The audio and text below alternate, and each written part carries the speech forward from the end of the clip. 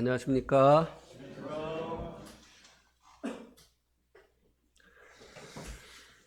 오늘 말씀은 빌립보서 1장 7절에서 11절까지 말씀이 되겠습니다. 빌립보서 1장 7절에서 11절.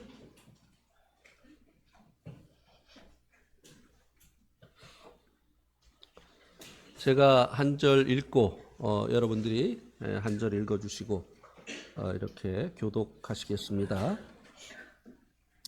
7절입니다. 내가 너희 무리를 위하여 이와 같이 생각하는 것이 마땅하니 이는 너희가 내 마음에 있음이며 나의 매임과 복음을 변명함과 확정함에 너희가 다 나와 함께 은혜에 참여한 자가 됨이라.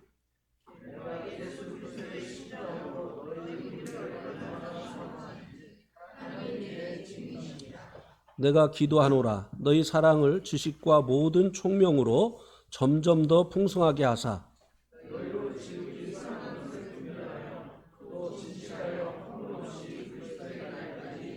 같이요 예수 그리스도로 말미암아 의의 열매가 가득하여 하나님의 영광과 찬송이 되기를 원하노라. 예. 오늘 이 본문 말씀에서는 빌립보 성도들이 어떤 사도 바울에게 어떤 자들인가에 대해서 말씀해 주고 있는데요. 그것이 이제 7절, 8절 말씀에 나타나 있고요. 또 그 다음에는 9절에서 11절에서는 그들을 위한 기도인데요. 그들이 어떤 자가 되어지기를 원하는가에 대해서 말씀해 주고 있습니다. 그래서 7절, 8절은 빌립보 성도들의 과거 그리고 현재의 모습을 그들에 대한 이 사도 바울의 그 마음을 말씀해 주고 있는가 하면 8절에서 9절은 그들의 미래의 모습이 어떻게 되기를 원하는가에 대해서 말씀을 해주고 있습니다. 오늘 말씀의 제목은 하나님의 영광과 찬송이 되게 하라 인데요. 마지막 11절의 마지막 부분에 나와 있죠. 하나님의 영광과 찬송이 되게 하기를 구하노라. 예.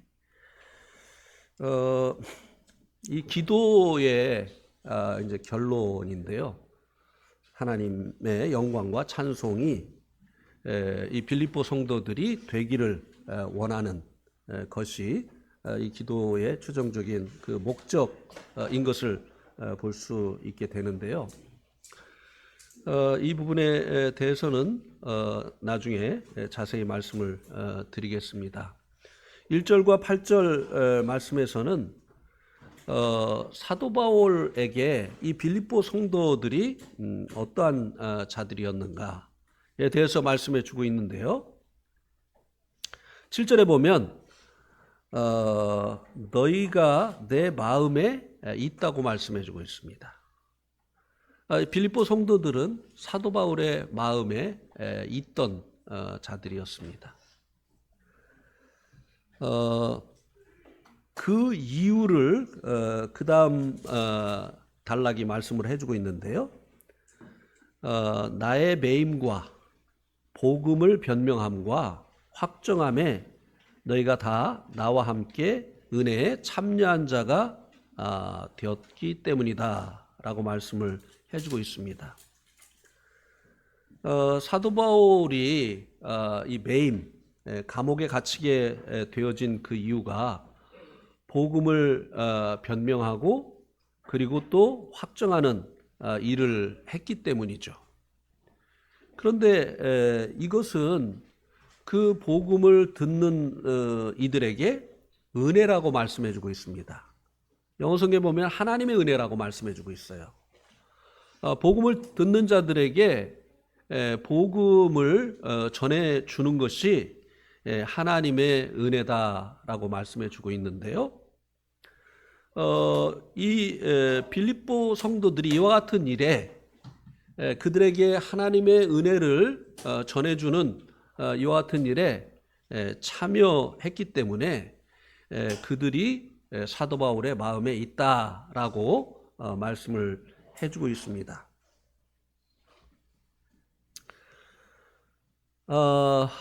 근데 사실 이 빌립보 성도들이 감옥에 갇히지 않았잖아요. 그리고 그들이 사도 바울이 복음 전하는 곳에 같이 동행하면서 복음을 전하지 않았잖아요. 그런데 이 일에 빌립보 성도들이 참여했다고 말씀을 해주고 있습니다. 주님께서도 그렇게 말씀하신 그 말씀이 있죠.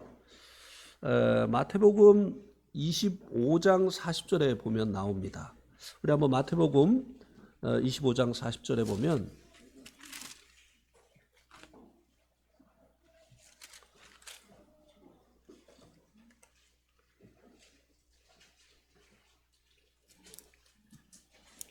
여기에 보면 임금이 대답하여 이르되 내가 진실로 너에게 이르노니 너희가 여기 내 형제 중에 지극히 작은 자 하나에게 한 것이 곧 내게 한 것이니라 하시고, 민족들에 대한 그 심판을 하나님께서 하시게 될 때 오른편에 있는 이들에게 아버지께 복을 받을 자들이라고 말씀을 하시면서 나와서 창세로부터 너희를 위하여 예비된 나라를 상속받으라고 합니다. 그러면서 내가 줄일 때 너희가 먹을 것을 주었고 목마를 때 마시게 하였고 나그네 되었을 때 영접하였고 헐벗었을 때 옷을 입혔고 병들었을 때 돌보았고 옥에 갇혔을 때 와서 보았느니라. 그러니까 이제 이 말을 들은 의인들이 대답하기를 주여 우리가 어느 때 주께서 줄이신 것을 보고 음식을 대접하였으며 목마르신 것을 보고 마시게 하였나이까. 어느 때 나그네 되신 것을 보고 영접하였으며 헐벗으신 것을 보고 옷을 입혔나이까. 어느 때 병드신 것이나 옥에 갇힌 것을 보고 가서 배웠나이까 라고 물어봤어요.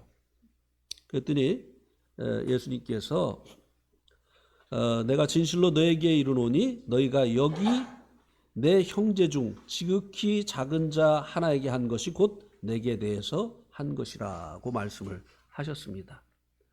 그 같은 것이죠.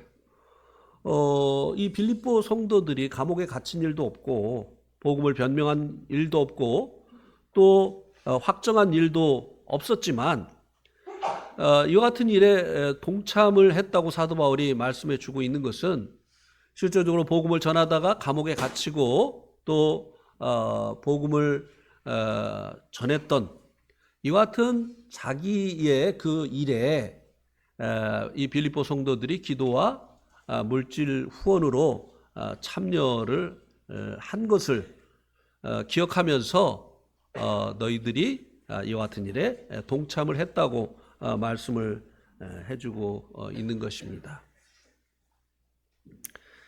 그래서 이제 우리들도 직접 선교지의 사역에 가서 참여하지 않지만 그들을 위해서 기도하고 물질로 동역을 하는 것이 그들이 하고 있는 주님의 일에 동참하는 것이다 라고 하는 이 교훈을 받을 수 있게 되어지는 것이죠.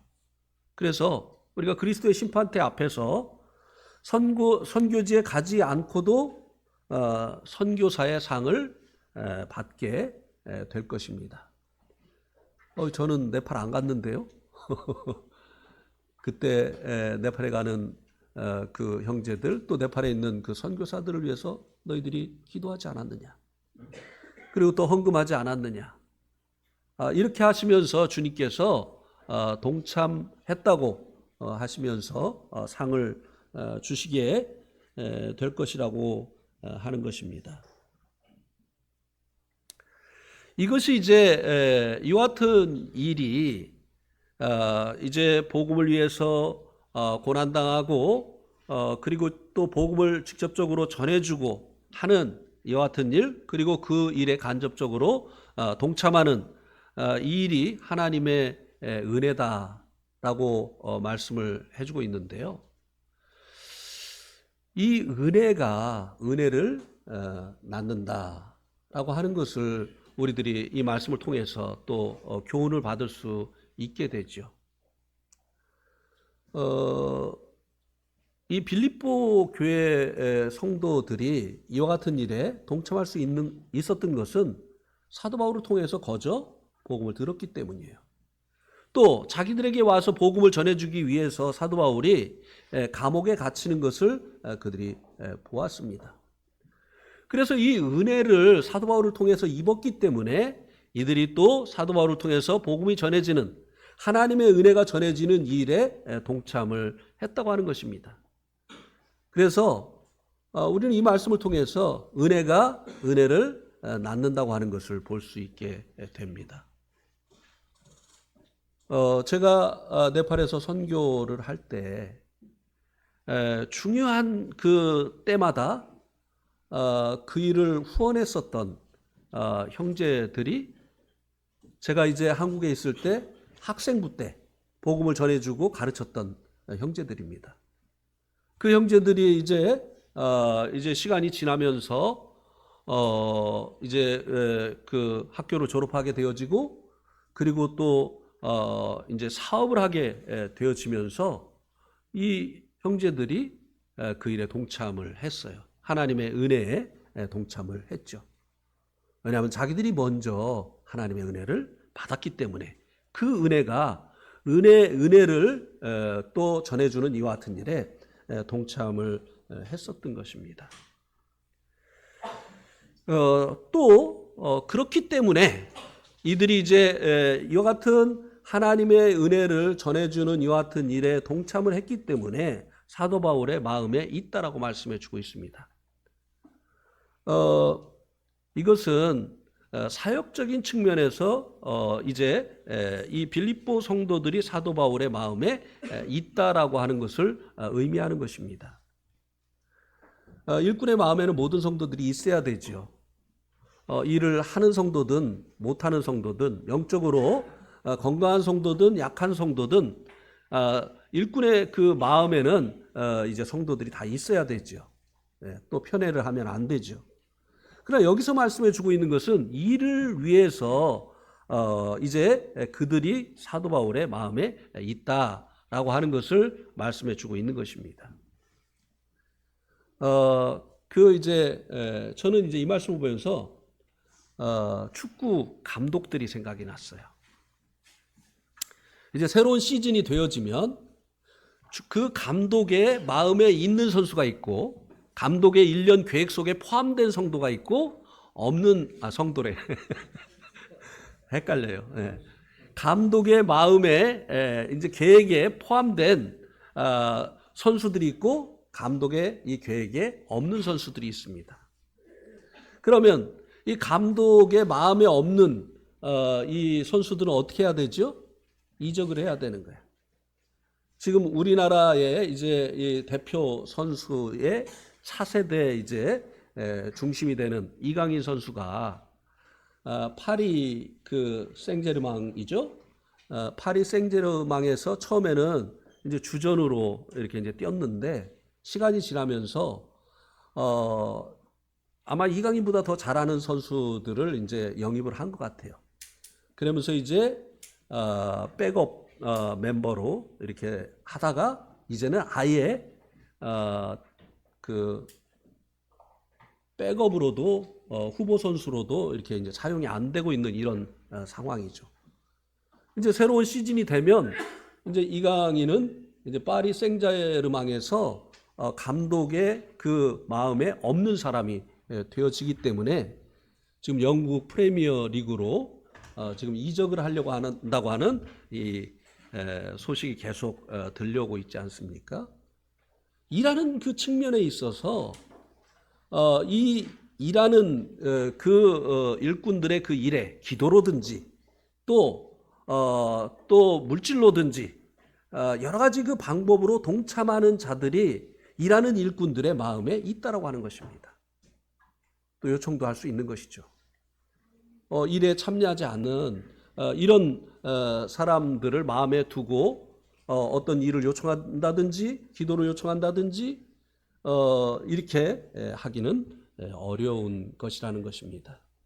그래서 우리가 이 말씀을 통해서 또 생각해 볼 수 있는 것은 선교지에 있는 일꾼들이 우리 대전 내동교회를 마음에 두고 있을까? 많은 선교사들을 우리가 위해서 기도하고 있고 또 그리고 이제 물질로 후원을 하고 있는데요.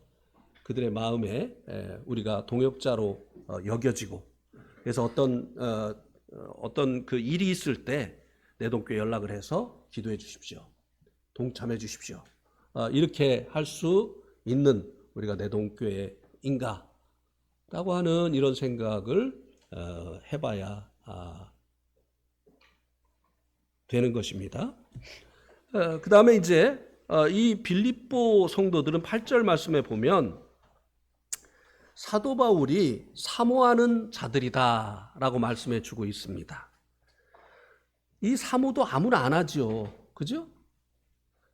이 사모라고 하는 말의 의미는 연인들이 서로를 바라는 것과 같은 것이고 또 목마른 사슴이 시냇물을 갈망하는 것과 같은 그 마음 상태를 이제 사모한다라는 단어가 가지고 있는 의미인데요.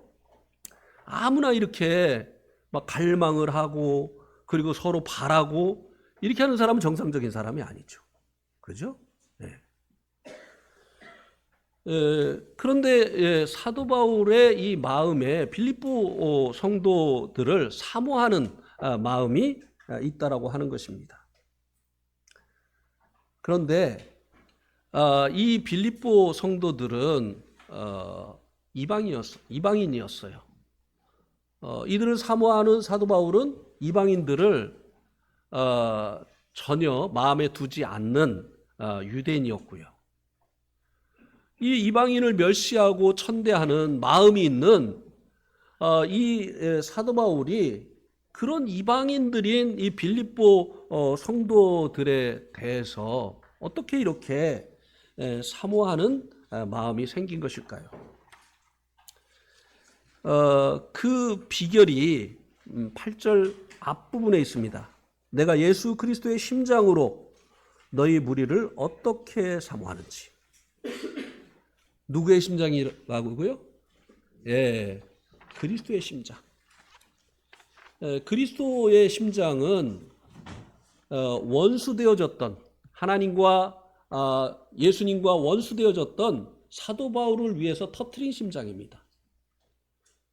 주님이 심장 터트렸죠? 예, 옆구리에 창을 찌르니까 심장에 찔리게 되어지고 그리고 주님의 그 심장에서 물과 피가 쏟아졌지 않습니까? 이 사도 바울은 그 사실을 알고 있었죠. 얼마나 사도 바울이 주님을 만나기 전에 주님과 원수된 자였고 얼마나 원수들이 하는 그런 일들을 예수님에 대해서 했느냐고 하는 것입니다. 이 사도 바울이 이렇게 원수되어진 자신을 위해서 터뜨리신 주님의 심장으로 이식을 받은 거야. 우리 주님은 노련한 외과 의사시죠. 사도 바울의 이방인을 멸시하는 이 심장을 떼어내버리고 이제 이방인들 그리고 원수되어진 자들을 위해서 그 터뜨리신 그 그리스도의 심장으로 이식을 시켜주신 거예요. 그래서 사도 바울이 멸시하고 또 멀리하던 이 이방인이던 빌립보 성도들을 이제 사모하게 되어졌다고 하는 것입니다. 이게 쉬운 일이 아니에요. 요즘 이제 정치적인 이슈가 한동안 굉장히 민감했었잖아요. 얘기를 할 수가 없었어요. 그죠? 네. 다 자기 나름대로의 견해를 갖고 있었지만 다른 견해를 갖고 있는 성도들과 이것을 얘기함으로 인해서 관계가 틀어질까 봐 얘기를 할 수가 없었습니다. 지금도 마찬가지예요. 나타난 결과에 대해서 좋은 사람도 있고 싫은 사람도 있을 거예요. 근데 여기서 자기의 이 결과에 대한 그 마음을 이야기를 하면 굉장히 어려워지잖아요. 그죠? 그래서 어려운 성도들을 또 마음이 좋은 성도들은 배려를 해서 이제 얘기를 안 하고 있는 것이죠. 예. 이런 정치적인 이슈 하나로도 이렇게 막 서로 마음이 나누어지고 막 서로를 이해 못하고 막 원수시하고 막 돌을 던지고 말이죠. 막 별 이걸 다 하잖아요. 근데 이방인과 유대인과의 관계는 더했다고 하는 것입니다. 근데 이 사도 바울이 그리스도의 심장으로 이런 이방인들을 사모했다고 한다면, 우리들이 그리스도의 심장으로 서로를 대한다고 한다면 이런 것이 문제가 되겠느냐고 하는 것이에요. 그리스도의 심장으로 우리가 서로를 대하지 않기 때문에 자꾸 문제가 되는 것이에요. 조금만 다르면 문제가 되는 것입니다. 그리스도의 심장으로 죄인들을 위해서 터뜨리신 그리스도의 그 사랑의 심장으로 서로를 대해야 되는 거예요. 네. 그렇게 하게 될 때 우리가 서로를 사모하게 되어지고 용서하게 되어지고 가까이 하게 되어지고 이렇게 할 수 있게 되어지는 것이죠. 저는 계속 그렇게 하려고 노력을 합니다. 나하고 어떤 생각이 같기 때문에, 나하고 성향이 같기 때문에가 아니고 그를 위해서 터뜨리신 주님의 심장으로 대하면 무엇이 문제가 되겠느냐는 거죠. 네.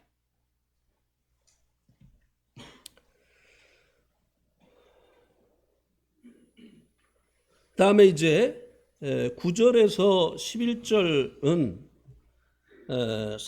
사랑하는 이들이 잘 되기를 위한 기도를 하고 있는 것을 볼 수가 있는데요.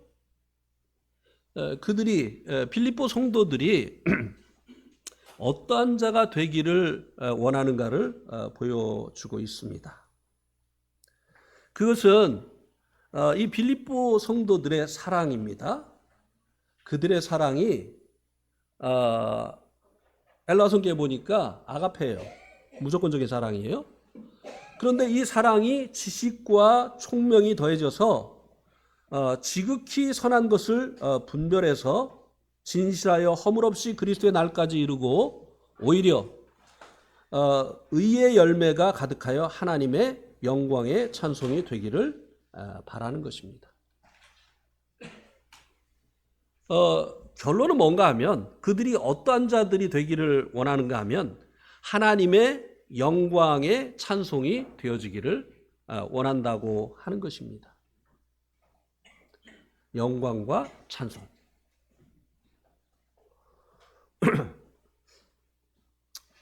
저희 그 아버지에게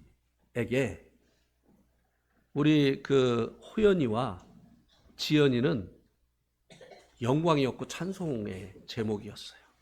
네.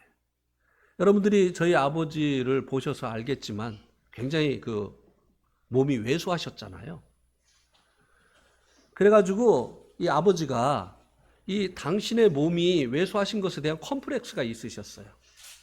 그래가지고 그 아버지의 마음을 모르는 사람들은 이해할 수 없는 그런 행동들을 하셨습니다. 뭐냐면은 일부러 큰 신발을 사서 신으셔요. 여기 오셨을 때도 저희 아버지 걸어가는 거 보면 신이 덜컥덜컥 할 정도로 왜냐하면 신발 사러 가면 어른 신발은 안 맞는 거예요. 그러니까 매번 그런 거를 사실 때마다 자존심이 상하시는 거예요. 그러니까 어른 신발을 사서 신으시다 보니까 이제 안 맞는 거예요. 옷도 저희 아버지 옷을 보면 다 커요. 이게 몸에 맞는 옷을 요번에 그 여기 오실 때 입으셨던 그 오리털 그 잠바는 제가 사드린 거예요. 몸에 맞는 거를. 예. 그 전에 입고 오시던 거는 옷이 커요. 예. 제가 입어도 맞을 정도로 이렇게 큽니다. 그만큼 아버지가 몸이 왜소한 것으로 인한 이 컴플렉스가 있으셨어요. 그리고 또 어떨 때는요, 밥을 드실 때 수저를 무슨 연장 드는 것처럼 막 이렇게 하시고 하는데 막 사람들이 볼 때 굉장히 부자연스러워요. 그게 다 아버지를 크게 보이고자 하는 거였다는 것을 저는 알았습니다. 그래서 한 번은 아버지가 친구분과 이제 전화 통화를 하는데 갑자기 이런 말씀을 하시는 거예요. 우리 손자는 키가 커. 이렇게 얘기를 하시는 거예요. 이 손자가요, 할아버지에게는 진짜 이 영광이고 찬송의 제목이었던 거예요. 지연이도 키가 커. 그래지 또 이제 주님 은혜로 이제 들어갔지만 자기들이 이제 잘해서라기보다는 주님 은혜로 들어갔지만 한국에서 대학 랭킹 15위 안에 드는 둘 다 대학을 다녔잖아요. 그러니까 할아버지가 기회만 있으면 우리 손자는 하면서 이렇게 칭송을 하는 거예요.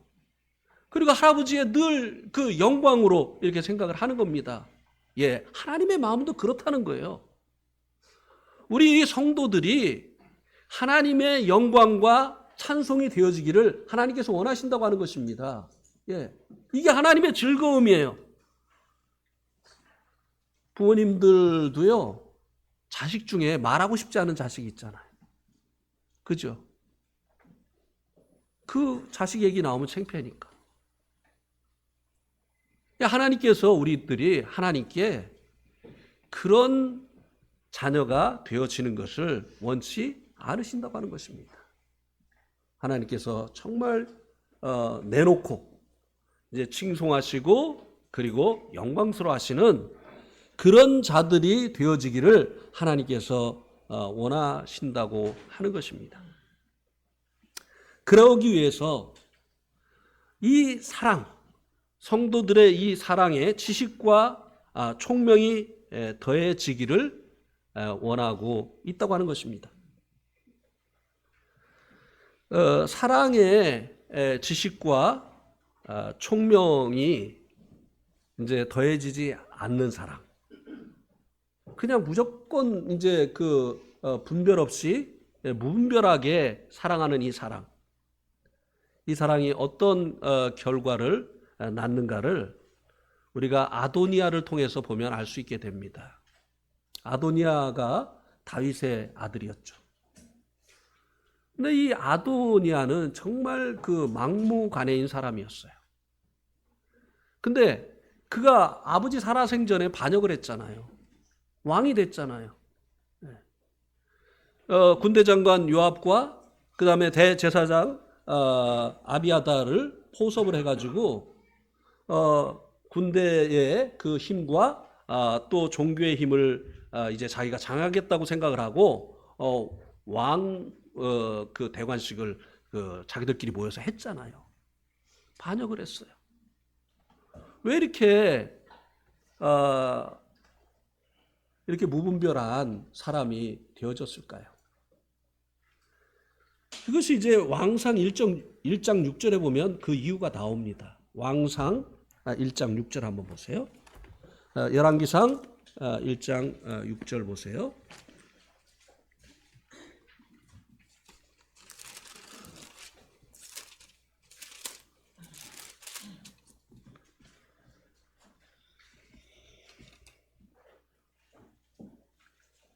일장 6절에 보면 그는 압살롬 다음에 태어난 자요 용모가 심히 준수한 자라.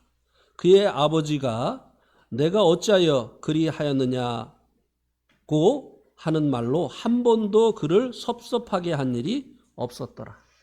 오냐 하고 키운 거예요. 무분별한 사랑을 한 거예요. 그 결과가 아버지를 반역했어요.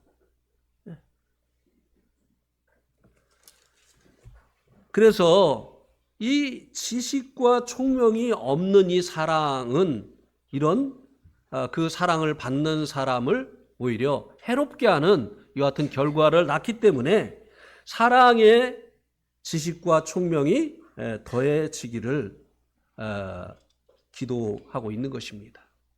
우리들도 마찬가지예요. 자녀들을 사랑한다든지 성도들을 사랑할 때 무분별하게 해서는 안 된다고 하는 것입니다. 예. 잘못할 때 이제 따끔하게 이야기를 해주고 또 징계를 하고 이렇게 하는 것도 사랑이에요. 징계가 없는 것은 사랑이 없기 때문이라고도 말씀해주고 있잖아요. 이렇게도 흥 저렇게도 흥. 그러니까 아무 말도 안 듣는 거예요. 가정에서 순종을 배워야 되는데, 권위 아래 굽히는 것을 배워야 되는데 가정에서 그걸 못 배웠기 때문에 어디 가도 누구에게 굽힐 줄 알지 못하는 거예요. 자기 마음대로 하려고 하는 거예요. 그 다음에 또 지식은 있는데 사랑이 없는 지식, 총명. 사랑은 감정적인 면이 있습니다. 함께 기뻐하고 슬퍼한다고 하는 이런 면에서 이 사랑은 감정적인 면이 있죠. 그러나 사랑은 의지적인 면이 더 강합니다. 하나님께서 우리를 사랑하시어서 독생자 예수님을 우리를 위해서 주신 것으로 나타나는 것처럼 이 사랑은 감정적인 면도 있지만 그러나 의지적인 면이 더 강하다고 하는 것입니다. 이번에 우리 이제 이봉영 형님이 네팔의 이제 평야 지역 그리고 또 인도 갱톡까지 이제 다녀오셨어요. 미릭도 갔다 오시고.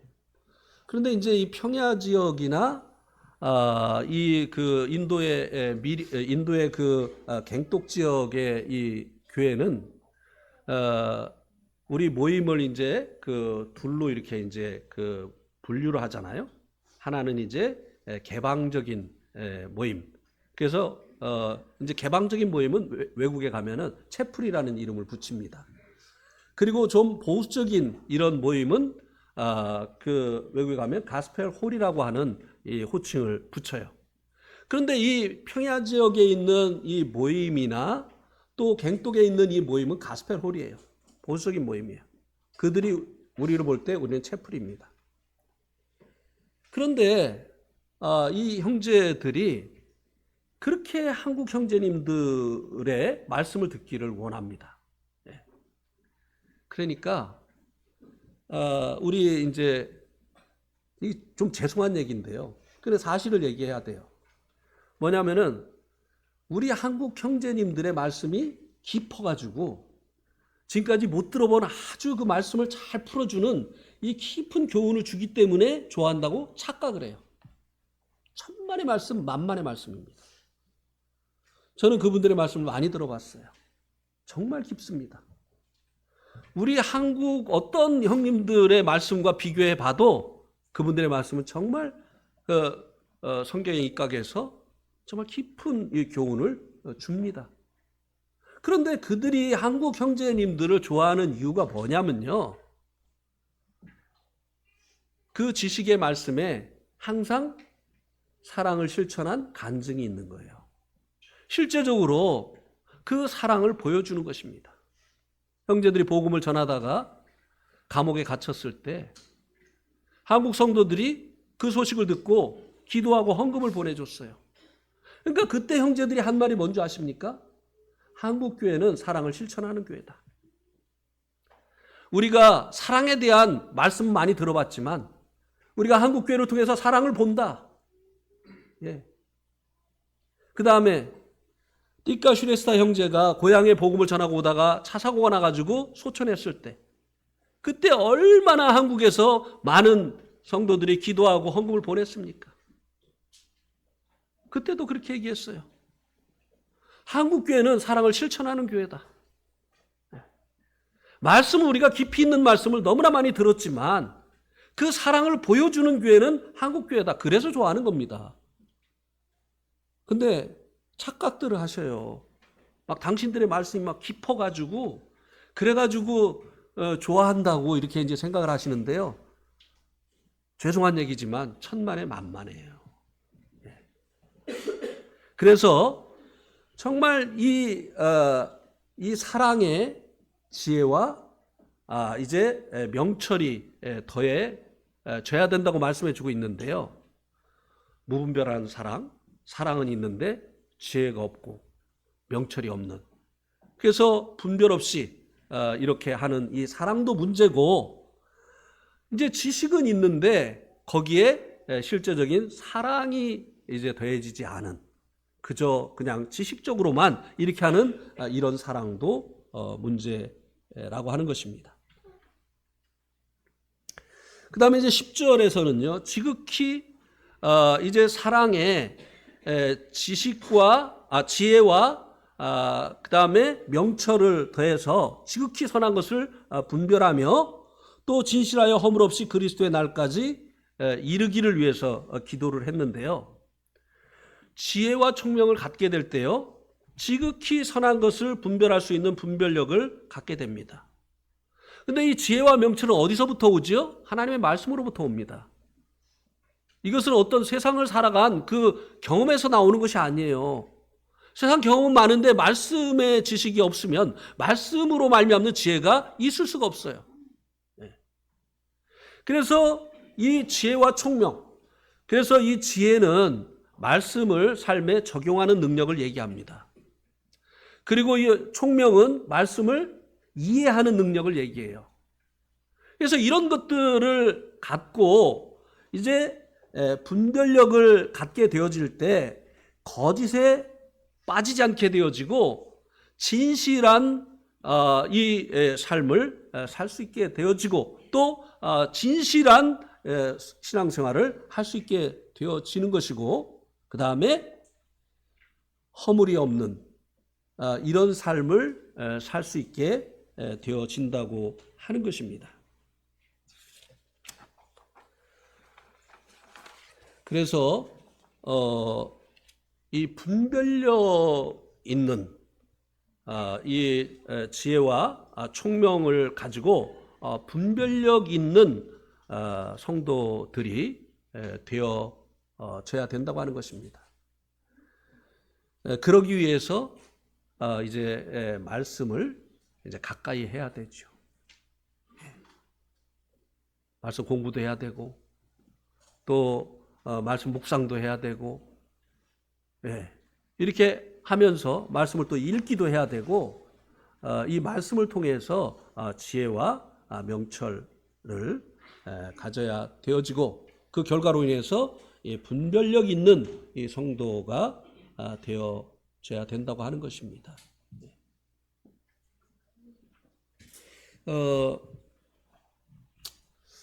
그래서 자주 하는 예화입니다만, 미국의 이제 그 FBI라고 하는 특수 경찰이 있지 않습니까? 마약범이라든지 사범이라든지 아니면 이제 위조 지폐 사범 같은 이 특수 범죄자들을 잡아내는 그런 이제 특수 경찰인데요.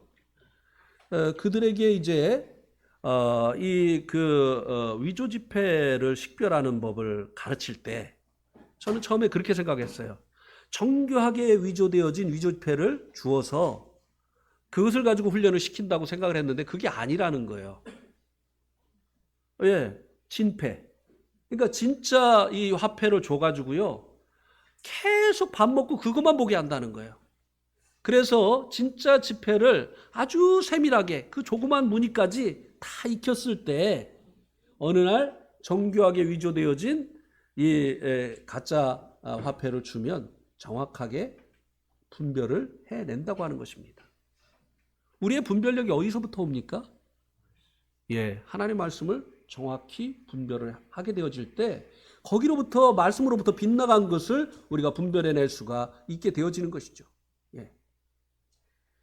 그래서 이 지혜와 총명으로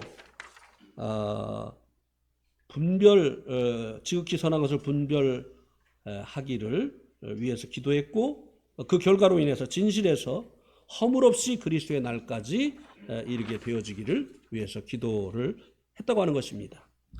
이제 마지막 절 11절 말씀에서는요, 예수 그리스도로 말미암아 의의 열매 맺기를 원하시는 것에 대해서 말씀해 주고 있습니다.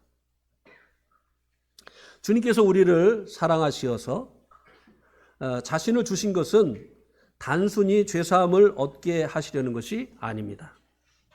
우리에게서 의의 열매가 맺혀지기를 원하시는 것 때문입니다. 죄 사함 받고 계속 죄 가운데 살으라고 주님께서 피 흘려 주신 게 아니란 말이죠. 예. 그런데 이제 의의 열매가 그리스도 예수로 말미암는다고 말씀해 주고 있는 것을 우리가 볼 수 있는데요. 이 의의 열매가 우리가 이제 구원받을 때만 그리스도 예수로 말미암아 구원받는 것이 아니고, 구원받은 다음에 의의 열매를 맺는 것도 그리스도 예수로 말미암는다고 말씀해 주고 있습니다. 여기에 우리가 주목을 해야 됩니다. 그런데 예수님으로 말미암아 우리가 이제 의의 열매를 맺지만 우리가 또 이제 잘 살펴봐야 될 것이 있어요. 골로새서 1장 29절을 한번 보시기 바랍니다. 골로새서 1장 29절.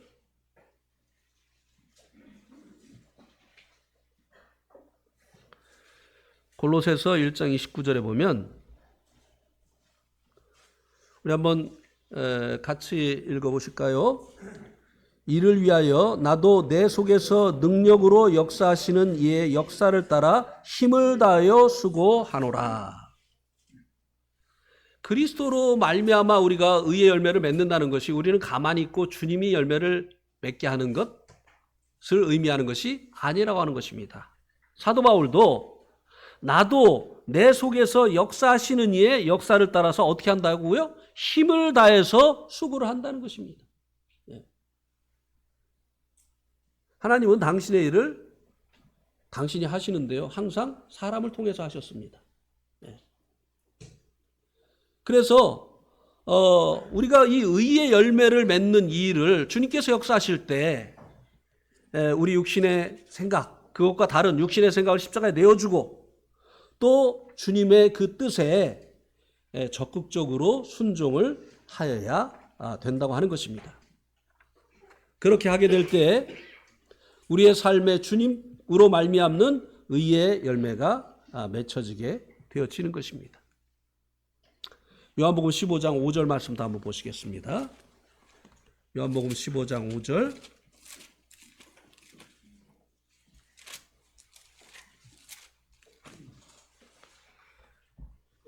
요한복음 15장 5절에도 보면 나는 포도나무요 너희는 가지라. 그가 내 안에 내가 그 안에 거하면 사람이 열매를 많이 맺나니 나를 떠나서는 너희가 아무것도 할 수 없음이라. 주님께서 열매를 많이 맺는 방법을 말씀해 주셨어요. 그게 뭐죠? 주님이 우리 안에, 내 안에, 내가 그 안에. 주님께서 이 성도 안에 거하는 것, 그것이 열매를 맺는 방법이라고 말씀해 주고 있습니다. 그러면 이 성경에 거한다고 하는 말씀이 많이 나오는데 어떻게 주님 안에 우리가 거함으로 인해서 그 결과로 열매를 맺을 수 있을까요? 10절 말씀을 한번 보세요. 10절. 내가 아버지의 계명을 지켜 그의 사랑 안에 거하는 것 같이 너희도 내 계명을 지키면 내 사랑 안에 거하리라. 우리가 이 주님 사랑 안에, 주님 안에 거하는 방법이 뭐냐면 주님의 계명을 지키는 거예요. 주님께서 말씀하시는 것을 순종하는 것입니다. 그것이 주님 안에 거하는 것이고, 그렇게 하게 되어질 때 그 결과로 인해서 이제 열매가 맺어지게 되어지는 것이라고 하는 것입니다. 그래서 우리가 이제 영적인 이 분별력을 가지고 주님의 그 뜻을 알아서 그 주님의 그 뜻, 또 어떨 때는 이제 말씀에 없는 것들이 많이 있잖아요. 말씀에 구체적으로 이렇게 해라 저렇게 해라 하는 것이 없는 것들이 많이 있잖아요. 그런 경우는 어떻게 해야 됩니까? 사도 바울이 이제 아시아로 가려고 했어요. 근데 성경에 아시아로 가라, 유럽으로 가라 이런 거 없잖아요. 그때 어떻게 했습니까? 성령의 음성을 들었던 것이에요. 네. 성령이 이제 아시아로 가는 것을 막으시고 마게도냐 사람들의 환상을 보여주시면서 성령님께서 이 사도 바울을 이제 유럽으로 인도를 하셨잖아요. 그래서 이 말씀에 없는 것은 때로는 우리가 이제 성령님께, 근데 이제 성령의 인도 받으려면 어떻게 해야 되느냐 하면 자기가 이렇게 했으면 좋겠다, 저렇게 했으면 좋겠다고 하는 생각을 내려놔야 돼요. 네. 특히 이제 그 미혼 형제 자매들 선보고 나면은 어떻게 앞으로 어떻게 할 거예요? 이렇게 물어보면 기도해 보겠습니다. 이렇게 해요. 근데 한만 기다려도 기도 응답이 안 와. 네. 또 어떨 때는 기도도 안 해보고 그냥 주님 뜻이라는 거예요. 그냥. 네. 자기가 좋은 거예요. 어떨 때는 자기가 싫은 거예요. 그죠? 그러니까 이 정말 주님의 인도하심을 받으려면요, 자기의 생각을 내려놔야 돼요. 자기를 비워야 돼요. 이렇게도 좋고 저렇게도 좋고, 단지 주님께서 십자가를 앞에 놓고 기도하실 때 뭐라고 기도하셨어요? 아버지의 뜻이 이루어지기를 원합니다. 내 원대로 마옵시고 아버지의 뜻대로 되기를 원합니다. 그거 쉬운 거 아니었어요. 그렇게 하게 되어질 때, 그래서 저는 어떤 이제 결정을 할 때 항상 최악의 경우로 내가 생각할 때 최악의 경우로 생각합니다. 그게 주님의 뜻일 수 있다. 그럼 그것에 대해서도 수용하겠느냐라는 마음을 가지고 기도합니다. 그때 명확하게 주님의 뜻이 드러나요. 최악의 경우가 주님의 뜻일지라도 그렇게 하겠습니다 라고 하는 이런 마음을 가지고 기도할 때 주님께서 아주 명확하게, 주님 말씀하시는 분이에요. 지금도 동일하게 우리 인도하시는 분이십니다. 주님 목자시라고 했잖아요. 그런데 왜 우리가 주님의 음성을 못 듣느냐? 내 생각대로 내 뜻대로 주님이 응답해 주시기를 원하기 때문에. 기도해 볼게요 하면서 기도 안 해요.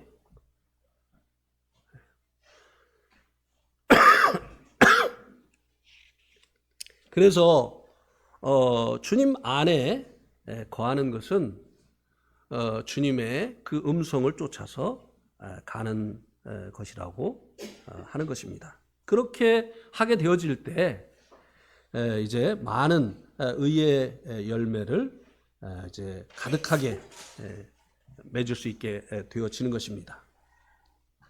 그 다음에 이제 11절 하반절에서는 아까 말씀드린 것처럼 열매가 가득하여 하나님의 영광과 찬송이 되기를 원한다고 말씀해 주고 있는데요.